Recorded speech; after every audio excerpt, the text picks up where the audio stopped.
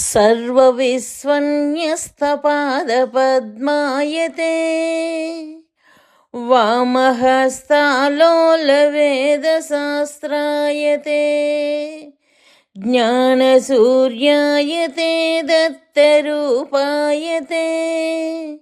श्रीवेणुगोपालकृष्णाय वन्दनम् श्रीवेणुगोपालकृष्णाय वन्दनम् श्रीवेणुगोपालकृष्णाय वन्दनम् శ్రీదత్తవేదము అక్షర ప్రసాదము అధ్యాయము 6 శ్రీముఖనామ సంవత్సరం చైత్రశుద్ధ దశమి శుక్రవారము 2493 శ్రీశైల మహాక్షేత్రంలో శ్రీవారి అనుగ్రహం వల్ల ఉదయం సంధ్యావందనము జపము ధ్యానములు చేసుకొని శ్రీవారికి ఆతిథ్యమిచ్చి హస్తమస్తక సంయోగం పొంది ఆశీస్సులందుకొని తరించాము.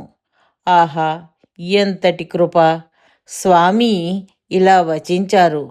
బిడ్డలారా, నేను చాలా సంతోషించాను.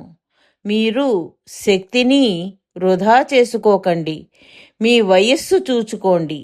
మీరు ఇంకా పసిపాపలు కాదు కదా.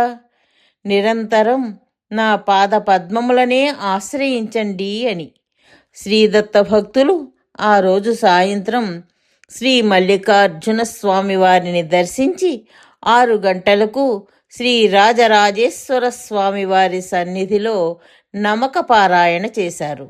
శ్రీవారికి రుద్రాక్షమాల సమర్పించాము. స్వామి చిరునవ్వు చిందించారు. రాజరాజేశ్వరి అమ్మ దర్శనం చేసుకుని భ్రమరాంబ తల్లి దర్శనానికి వెళ్ళాము. అక్కడ శ్రీదత్త భక్తులు మా చేత ఒక ప్రత్యేక విధానంతో సౌందర్యలహరి షోడశీ సంపుటితో పూజ చేయించారు. అమ్మ చాలా సంతోషించింది. ఆ తరువాత అమ్మ సమక్షంలో శ్రీ సుబ్రహ్మణ్యం గారు మణి అర్చన చేయించారు. అమ్మ బంగారు తల్లి వెలిగిపోతోంది. శ్రీదత్త భక్తులకు దర్శనమిచ్చింది. దత్తభక్తులతో అమ్మ ఇలా వచించింది.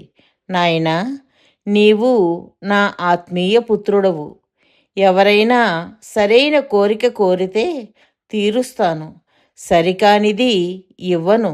కానీ నీ మీద వాత్సల్యం వల్ల నీవు ఏమి కోరితే అది ఇస్తాను అని చిరునవ్వు చిందించి అంతర్ధానమైనది. ఆహా, ఎంతటి ధన్యులు శ్రీదత్త భక్తులు! వారి అనుగ్రహం వల్ల భగవత్ సేవ చేసి తరించడం మా పురాకృత పుణ్యమే కదా. శ్రీదత్త భగవానులు శ్రీ దత్తభక్తులకు సాక్షాత్కరించి మా దంపతులకు ఈ సందేశము అనుగ్రహించారు. సాయము చేసేదన్ వినుడు, సాధన చేయుడు తప్పకుండా. ఈ కాయము రాలిపోవు, ఇక కాలము తక్కువ శక్తి కూడా. మీ ప్రాయము చూచుకొండు, పసిపాపలు గారు గృహంబు దిద్దుకో. న్యాయము దీపముండగని నాడట రెండవ వాడు రాడహో. స్వామి ధన్యులం.